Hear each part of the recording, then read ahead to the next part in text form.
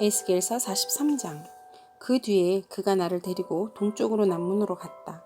그런데 놀랍게도 이스라엘 하나님의 영광이 동쪽에서부터 오는데 그의 음성은 맑은 물이 흐르는 소리와도 같고 땅은 그의 영광의 광채로 환해졌다. 그 모습이 내가 본 환상, 곧 주님께서 예루살렘 도성을 멸하러 오셨을 때 본 모습과 같았으며 또 내가 그발 강가에서 본 모습과도 같았다. 그래서 내가 얼굴을 땅에 대고 엎드렸다. 그러자 주님께서 영광에 쌓여서 동쪽으로 남문을 지나 성전 안으로 들어가셨다. 그때 주님의 영이 나를 들어 올려 안뜰로 데리고 갔는데 주님의 영광이 이 성전을 가득 채웠다. 그 사람이 내 곁에 서 있는데 나는 성전문에서 들려오는 소리를 들었다. 나는 말하는 소리를 들었다. 사람아, 이곳은 내 보좌가 있는 곳, 내가 발을 딛는 곳, 내가 여기 이스라엘 자손과 더불어 영원히 살 곳이다. 그래서 이스라엘 자손이 내 거룩한 이름을 다시는 더럽히지 못할 것이다.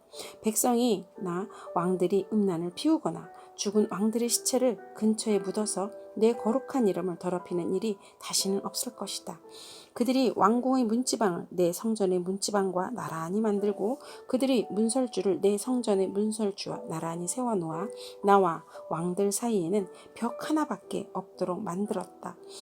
그들이 저지른 역겨운 일들로 내 거룩한 이름을 더럽혀 놓았기 때문에 내가 내 분노로 그들을 멸망시켰다. 그러나 이제 그들은 음란한 행실을 멀리하고 시체들을 내 앞에서 치워버려야 할 것이다. 그러면 내가 그들과 더불어 영원히 살겠다. 너 사람아, 너는 이스라엘 족속에게 이 성전을 설명해 주어서 그들이 자기들이 온갖 죄악을 부끄럽게 여기게 하고 성전 모양을 측량해 보게 하여라. 그들이 저지른 모든 일을 스스로 부끄러워하거든 너는 이 성전의 설계를 그들에게 가르쳐 주어라.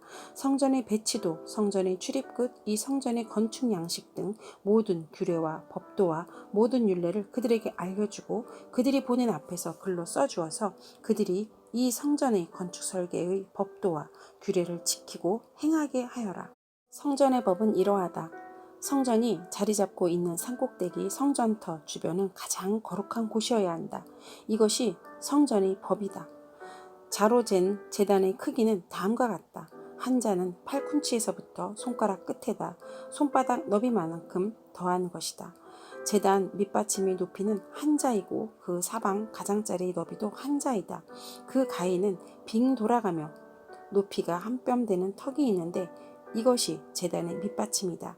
이 땅바닥에 있는 밑받침의 표면에서 아래층의 높이는 두 자요 너비는 한 자이다. 이 아래층의 표면에서 2층의 높이는 넉 자요 너비는 한 자이다. 그 제단 화덕의 높이는 넉 자요 화덕의 네 모서리에는 뿔이 4개 솟아있다. 그 제단 화덕은 길이가 12자요 너비도 12자여서 사면으로 네모가 반듯하다. 그 화덕의 받침인 아래층의 길이와 너비는 10넉자로서 사면으로 네모가 반듯하다. 그 받침을 빙 두른 턱의 너비는 반자이고 그 가장자리의 너비는 한 자이다. 제단의 계단들은 동쪽으로 나 있다. 그가 나에게 또 말씀하셨다. 사람아, 나 주 하나님이 말한다. 번제물을 바치고 피를 뿌릴 제단을 만들 때 지킬 번제단의 규례는 이러하다. 나 주 하나님이 말한다. 너는 사독의 자손 가운데서 나를 섬기려고 나에게 가까이 나오는 레위 지파의 제사장들에게 어린 수송아지 한 마리를 주어서 속죄 제물로 삼게 하여라. 그리고 너는 그 피를 가져다가 제단의 네 뿔과 아래층의 네 귀퉁이와 사방의 가장자리에 발라서 속죄하여 제단을 정결하게 하고 또 속죄 제물로 바친 수송아지를 가지고 가서 성소 바깥 성소의 지정된 곳에서 그것을 태워라. 이튿날에는 내가 흠없는 순염소 한 마리를 속죄 제물로 바쳐서 수송아지의 제물로 제단을 정결하게 한 것처럼 그 제단을 정결하게 하여라. 내가 정결하게 하기를 마친 다음에는 흠없는 수송아지 한 마리와 양떼 가운데서 흠없는 순양 한 마리를 바쳐라. 내가 그것들을 주 앞에 바칠 때에는 제사장들이 그 짐승들 위에 소금을 뿌려서 나 주에게 번제물로 바치게 하여라. 너는 이레 동안 매일 염소 한 마리를 속죄 제물로 마련하여 놓고 어린 수송아지 한 마리와 양떼 가운데서 순양 한 마리를 흠없는 것으로 마련하여 놓고 이레 동안 제단의 부정을 벗기는 속죄제를 드려서 제단을 정결하게 하며 봉헌하도록 하여라. 이 모든 날이 다 찬 뒤에는 여드렛 날 이후부터는 제사장들이 그 제단 위에 너희의 번제와 감사제를 드리게 하여라. 그러면 내가 너희를 기쁘게 받아들이겠다. 나 주 하나님의 말이다. 에스겔서 44장. 또 그가 나를 동쪽으로 난 성소의 바깥문으로 다시 데리고 가셨는데 그 문은 잠겨 있었다. 주님께서 나에게 말씀하셨다. 이 문은 잠가 두어야 한다. 이 문은 열 수 없다. 아무도 이 문으로 들어가서는 안 된다. 주 이스라엘의 하나님이 이 문으로 들어오셨으므로 이 문은 잠가 두어야 한다. 그러나 왕은 그가 왕이므로 주 앞에서 음식을 먹을 때 이 문 안에 앉을 수가 있다. 왕은 문 현관 쪽으로 들어갔다가 다시 그 길로 나가야 한다. 또 그가 나를 데리고 북쪽 문으로 들어가서 성전 앞에 이르렀는데 거기에서 내가 보니 주님의 영광이 주님의 성전에 가득 차 있었다. 그래서 내가 얼굴을 땅에 대고 엎드렸다.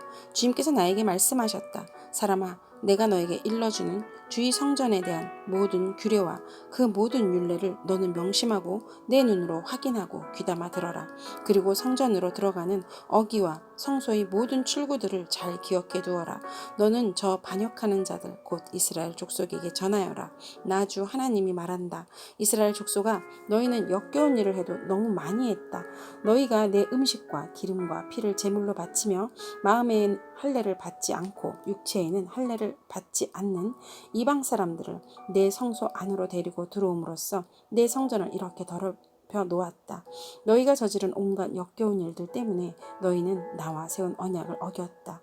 또 너희가 나의 거룩한 물건들을 맡은 직분을 수행하지 않고 이 일을 이방 사람들에게 맡겨서 그들이 내 성소에서 너희 대신에 나를 섬기는 일을 하게 하였다. 그러므로 나 주 하나님이 말한다.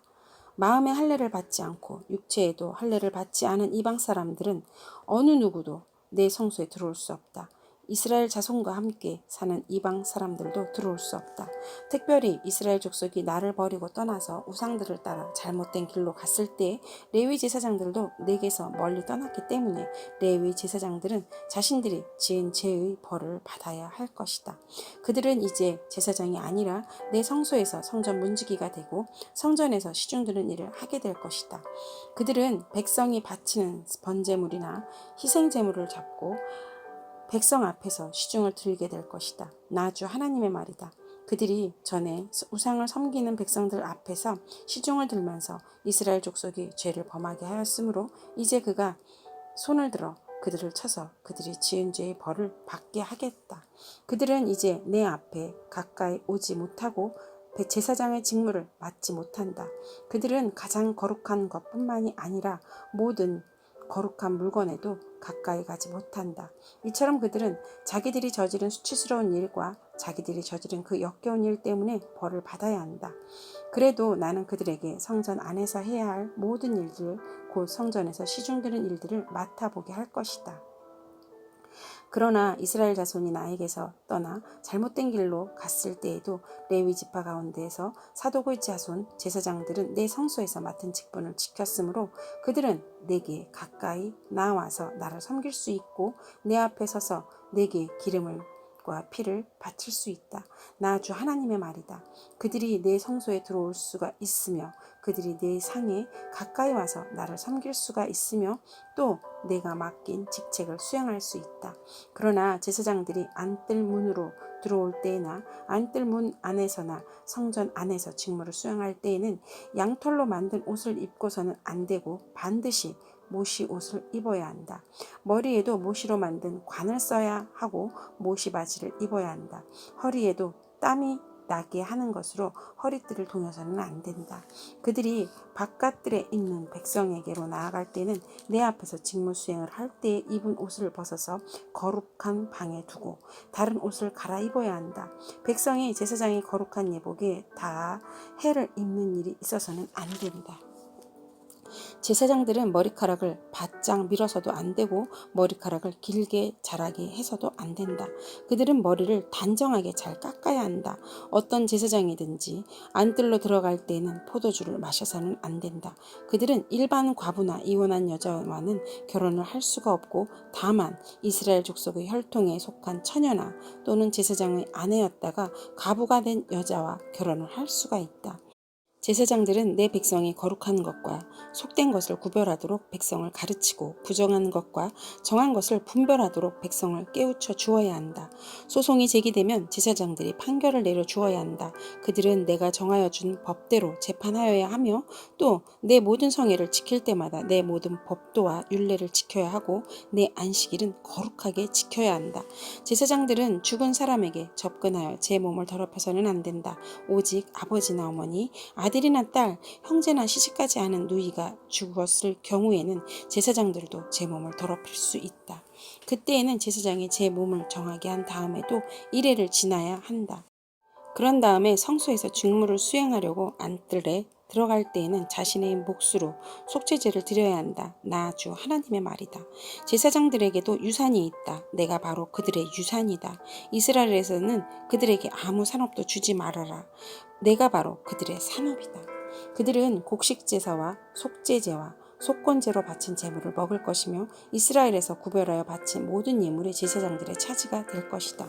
온갖 종류의 첫 열매 가운데서도 가장 좋은 것과 너희가 들어 바친 온갖 제물은 다 제사장들의 몫으로 돌리고 또 너희는 첫 밀가루를 제사장에게 주어서 제사장으로 말미암아 너희 집안의 복을 내리게 하여라.